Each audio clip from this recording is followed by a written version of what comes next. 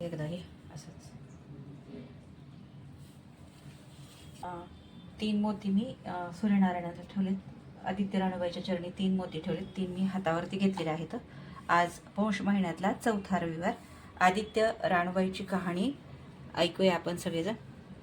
ऐका आदित्य राणूबाई तुमची कहाणी. आटपाट नगर होतं. त्या नगरात एक ब्राह्मण होता. तो नित्य समिधा, फुलं, दुर्वा आणण्यासाठी रानात जात असे. तिथे नागकन्या, देवकन्या वसत होत्या. ब्राह्मणाने विचारले, काय ग बायानो, कसला वसा वसता? तो मला सांगा. तुला रे वसा कशाला हवा? उतशील मातशील, घेतला वसा टाकून देशील.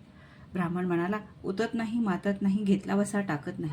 तेव्हा त्या म्हणाल्या, श्रावण मास येईल तेव्हा पहिल्या आदितवारी मौनानं म्हणजेच मुकाट्यानं उठावं, सचिळ म्हणजे वस्त्रासहित स्नान करावं, अगोदर पाणी आणावं, विड्याच्या पानावर रक्तचंदनाची आदित्य राणूबाई काढावी, 6 रेघांचं मंडळ करावं, 6 सुतांचा तातू करावा, त्याला 6 गाठी द्याव्या, पानं फुलं व्हावं, पूजा करावी, पानांचा विडा, फुलांचा झेला, दशांगणाचा धूप, गूळ खोबऱ्याचा नैवेद्य दाखवावा, 6 मास चाळावी, 6 मास पाळावी, माघी रथसप्तमी पूर्ण करावं.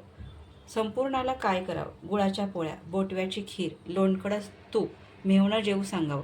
असेल तर चिरचोळी द्यावी, नसेल तर जोड गळसरी द्यावी, ती नसेल तर 2 पैसे दक्षिणा द्यावी आणि आपल्या वशाचं उद्यापन करावं. असा वसा ब्राह्मणाने केला. त्याला सूर्यनारायण प्रसन्न झाला. भाग्यलक्ष्मी आली. तेव्हा राजाच्या राणीनं ब्राह्मणाला बोलावणं धाडलं. ब्राह्मण जाते वेळेस भिवू लागला, कापू लागला. तेव्हा राजाची राणीनं सांगितलं, भिवू नका, कापू नका, तुमच्या मुली आमच्या इथे द्या. तो म्हणाला, आमच्या मुली गरिबाच्या तुमच्या घरी कशा द्याव्या? दासी कराल, बटकी कराल. राणी म्हणाली, दासी करत नाही, बटकी करीत नाही, राजाची राणी करू, प्रधानाची राणी करू. मार्गेश्वराचा महिना आला. ब्राह्मणाने लगीन करून मुली दिल्या. एक राजाच्या घरी दिली, दुसरी प्रधानाच्या घरी दिली. गेल्या पावली मुलींचा समाचार घेतला नाही. 12 वर्षांनी समाचाराला ब्राह्मण निघाला. राजाच्या घरी गेला. लेकीनं बसायला पाट दिला, पाय धुवायला पाणी दिलं. बाबा बाबा गूळ खा, पाणी प्या. गूळ खात नाही, पाणी पित नाही. माझी कहाणी करावयाची आहे, ती तू अगोदर ऐक. तुझी कहाणी ऐकायला मला वेळ नाही. राजा पारधीला जाणार आहे, त्याला जेवायला उशीर होईल. तोच त्याचे मनात राग आला. तेथून निघाला, प्रधानाच्या घरी गेला. तिनं पाहिलं, आपला बाप आला आहे म्हणून बसायला पाट दिला, पाय धुवायला पाणी दिलं. बाबा बाबा गूळ खा, पाणी प्या. तो म्हणाला, गूळ खात नाही, पाणी पित नाही. माझी कहाणी करावयाची आहे, ती तू ऐक. तुझी कहाणी ऐकू नाहीतर मग कोणाची ऐकू? घरात गेली, उतरंडीचे 6 मोती आणले. 3 आपण घेतली, 3 बापाच्या हाती दिली. त्याने मनोभावे कहाणी सांगितली. लेकीने चित्तभावे ती ऐकली. नंतर जेवून खाऊन बाप आपल्या घरी आला. बायकोने विचारलं, मुलींचा समाचार कसा आहे? जिनं कहाणी ऐकली नाही ती दारिद्र्याने पिडली, दुःखाने व्यापली. राजा मुलखीवर निघून गेला. जिनं कहाणी ऐकली होती ती भाग्याने नांदत आहे. इकडे दरिद्री जी झाली होती तिनं आपल्या लेकाला सांगितलं, मावशी घनघोर नांदत आहे, तिकडे जाऊन काहीतरी दिलं तर घेऊन ये. पहिल्या आदितवारी पहिला मुलगा उठला. तळ्याच्या पाळी जाऊन उभा राहिला. अगं अगं दासीनो, तुम्ही दासी कोणाच्या? आम्ही दासी प्रधानाच्या. प्रधानाच्या राणीला जाऊन सांगा, तुमच्या बहिणीचा मुलगा आला आहे. कसा आला आहे? काय आला आहे? तळ्याच्या पाळीला उभा राहिलेला आहे. परसदाराने घेऊन या. परसदाराने घेऊन आल्या. नाव माकू घातलं, पितांबर नेसायला दिलं, जेऊ खाऊ घातलं, कोहळा पकरून होण मोहराने भरून दिला. त्याला सांगितलं, वाटेस आपण जाऊ लागला. तो सूर्यनारायण माळ्याच्या रूपात आला. हातचा कोहळा काढून नेला. घरी गेला. आईने विचारलं, काय रे बाबा, मावशीने काय दिलं? दैवाने दिलं, कर्माने नेलं, कर्माचं फळ पुढे उभं राहिलं. मावशीने दिलं होतं पण ते सर्व गेलं. पुढे दुसऱ्या आदितवारी दुसरा मुलगा गेला. तळ्याच्या पाळी जाऊन उभा राहिला. अगं अगं दासींनो, तुम्ही दासी कोणाच्या? आम्ही दासी प्रधानाच्या. प्रधानाच्या राणीला निरोप सांगा. त्यांनी सांगितला. मग प्रधानाच्या राणीनं त्यालाही घरी नेऊन नाव माखू घातलं, पितांबर नेसायला दिलं, जेवू खाऊ घातलं, काठी पकरून होणा मोहराने भरून दिली. बाबा ठेवू नको, विसरू नको, जतन करून घरी घेऊन जा म्हणून सांगितलं. वाटेत आपला जाऊ लागला तर सूर्यनारायण गुराख्याच्या रूपाने आला. हातची काठी काढून घेतली. घरी गेला. झालेली गोष्ट राणीला सांगितली. दैव दिलं ते सर्व कर्माने नेलं. पुढे तिसऱ्या आदितवारी तिसरा मुलगा गेला. तळ्याच्या पाळी उभा राहिला. त्यालाही पहिल्यासारखं प्रधानाच्या राणीने घरी नेऊन नाव माकू घातलं, पितांबर नेसायला दिलं, जेवू खाऊ घातलं, नारळ पोखरून होणा मोहराने भरून दिलं. ठेवू नको, विसरू नको म्हणून सांगितलं. घरी जाताना विहिरीत उतरला. तो गडगडून विहिरीत नारळ पडला. घरी गेला. आईने विचारलं, काय रे बाबा, मावशीनं काय दिलं? अगं मावशीनं दिलं, पण ते सर्व दैवाने बुडालं. चौथ्या आदितवारी चौथा मुलगा गेला. तळ्याच्या पाळी उभा राहिला. त्यालाही प्रधानाच्या राणीनं घरी नेऊन नाव माखू त्यालाही दह्याची शिदोरी होणामोहराने घालून बरोबर दिली. सूर्यनारायण घारीच्या रूपाने आला. हातची शिदोरी घेऊन गेला. घरी गेला. आईने विचारलं, काय रे बाबा, मावशीनं काय दिलं? आई ग, मावशीनं दिलं, पण ते सर्व दैवाने नेलं. पाचव्या आदितवारी आपण उठली. तळ्याच्या पाळी उभी राहिली. दासीनं तिचा निरोप तिच्या बहिणीला सांगितला. बहिणीनं तिलाही परसदाराने घरी नेलं. नाऊ माखू घातलं. पाटव नेसायला दिला. प्रधानाची राणी आदितवारची कहाणी करू लागली. काय वसा करतेस तो मला सांग, बहिणीनं म्हणाली. अगं अगं चांडळणी पापिनी, बापाची कहाणी ऐकली नाहीस म्हणून तुला दारिद्र्य आलं. राजाच्या राणीनं विचारलं, याला उपाय काय करू? ती बहिणीच्या घरी राहिली. श्रावण मास आला. सांगितल्याप्रमाणे सूर्यनारायणाची पूजा केली. इकडे राजाला भाग्य आलं. राजानं बोलावणं धाडलं. मावशी मावशी, तुला छत्र आली, चामर आलं, पायीक आली. तुला रे छत्र परवर आले. मला रे पापिणीला छत्र कुठली, चामर कुठली, पायीक कुठली, परवर कुठले?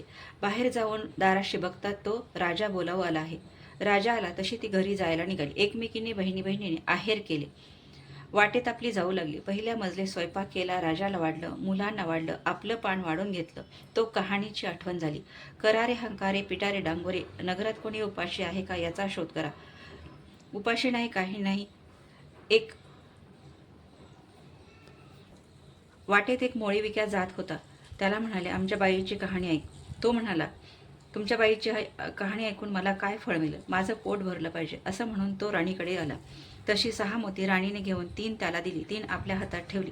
मनोभावे कहाणी सांगितली. चित्तभावी त्याने ती ऐकली. लाकडाची मोळी होती, ती सोन्याची झाली. तो म्हणाला, बाई बाई, कहाणी ऐकल्याचं एवढं फळ, मग वसा घेतल्याचं काय फळ? काय वसा आहे तो मला सांगा. तुला रे वसा कशाला हवा? उच्छील मातशील, घेतला वसा टाकून देशील. उतत नाही, मातत नाही, घेतला वसा टाकीत नाही. तेव्हा वसा सांगितला. पुढे दुसऱ्या मजलेस गेली. स्वयंपाक केला. मुलांना वाढलं, राजाला वाढलं, आपलं पान वाढून घेतलं. तेव्हा कहाणीची आठवण झाली. करारे हकारे पिटारे डांगोरे, नगरात कोणी उपाशी आहे का याचा शोध करा. उपाशी नाही, काही नाही. माळ्याचा माळा पिकत नाही, विहिरीला पाणी लागत नाही, असा एक माळी चिंतेत बसला आहे. त्याला हाक मारली, आमच्या बाईची कहाणी ऐक. तो आला. राणीने 6 मोती घेऊन 3 आपल्या हाती घेतली. 3 माळ्याच्या हातात दिले. राणीने कहाणी मनोभावे सांगितली. त्याने ती चित्तभावे ऐकली. माळ्याचा माळा पिकू लागला. विहिरीला पाणी आलं. तो म्हणाला, बाई बाई, कहाणी ऐकल्याचं एवढं फळ, मग वसा घेतल्याचं काय फळ? काय वसा आहे तो मला सांगा. मग राणीने त्यालाही वसा सांगितलं. पुढे तिसऱ्या मजलीस गेली. स्वयंपाक केला. मुलांना वाढलं, राजाला वाढलं, आपलं पान वाढून घेतलं. तेव्हा कहाणीची आठवण झाली. करारे हंकारे पिटारे डांगोरे, नगरात कोणी उपाशी आहे का याचा शोध करा. उपाशी नाही, काही नाही. एक म्हातारी चिंता करत बसली आहे. तिचा एक मुलगा वनात गेला आहे, एक विहिरीत बुडाला आहे, एक सर्पाने खाल्ला आहे. त्यामुळे ती चिंता करत बसली आहे. तिला म्हणाले, आमच्या बाईची कहाणी ऐक. ती म्हणाली, मी तुमच्या बाईची कहाणी ऐकून काय करू? मी चिंता करत बसले आहे. बरं, येते म्हणून ती कहाणी ऐकायला आली. पहिल्याप्रमाणेच तिला कहाणी सांगितली. तिने ते चित्तभावे ऐकली. तिचा मुलगा वनात गेला होता, तो आला. डोहात बुडाला होता, तो आला. सर्पाने खाल्ला होता, तोही आला. ती म्हणाली, बाई बाई, कहाणी ऐकल्याचं एवढं फळ, मग वसा घेतल्याचं काय फळ? काय वसा आहे तो मला सांगा. पुढे तिलाही वसा सांगितला. पुढे चौथ्या मजलीस गेली. स्वयंपाक केला. राजाला वाढलं, मुलांना वाढलं, आपलं पान वाढून घेतलं. तेव्हा कहाणीची आठवण झाली. करारे हंकारे पिटारे डांगोरे, नगरात कोणी उपाशी आहे का याचा शोध करा. उपाशी नाही, काही नाही. काना डोळा माशाचा गोळा, हात नाही, पाय नाही, असा एक मनुष्य रस्त्यामध्ये होता. तो पालता होता. तो उताना केला. त्याच्या अंगावर पाणी ओतलं. 6 मोती होते. 3 त्याच्या बेंबीवर ठेवले. 3 आपल्या हातात घेतले. राणीने मनोभावे त्याला कहाणी सांगितली. त्याने ती चित्तभावे ऐकली. त्याला हात पाय आले. देह दिव्य झाला. तो म्हणाला, बाई बाई, कहाणी ऐकल्याचं एवढं फळ, मग वसा घेतल्याचं काय फळ? काय वसा आहे तो मला सांगा. त्यालाही वसा सांगितला. 5व्या मुक्कामास घरी आली. स्वयंपाक केला. सूर्यनारायण जेवायला आले. 7ही दरवाजे उघडले. लोह गंगाळ पाणी तापलं. षडक्ष पक्वानं जेवायला केली. सूर्यनारायण भोजनाला बसले. त्यांना पहिल्या घासात केस लागला. ते म्हणाले, अगं कोणा पापिणीचा केस आहे हा? राजाच्या राणीला 12 वर्ष दारिद्र्य आलं होतं. तिनं आदितवारी वळचणीखाली बसून केस विंचरले. काळच चवाळ डोईचा केस, वळचणीची काडी, डाव्या खांद्यावरून वेशीबाहेर टाकून दे. राजाच्या राणीला सूर्यनारायणाचा कोप झाला तसा कोणाला होऊ नये. ब्राह्मणाला मोळी विकायला, राजाच्या राणीला, माळ्याला, म्हातारीला, कानाडोळा, माशाचा गोळा इतक्यांना जसा सूर्यनारायण प्रसन्न झाला तसा तुम्हा मला हो. ही 60 उत्तराची कहाणी 5 उत्तरी सुफळ संपूर्ण.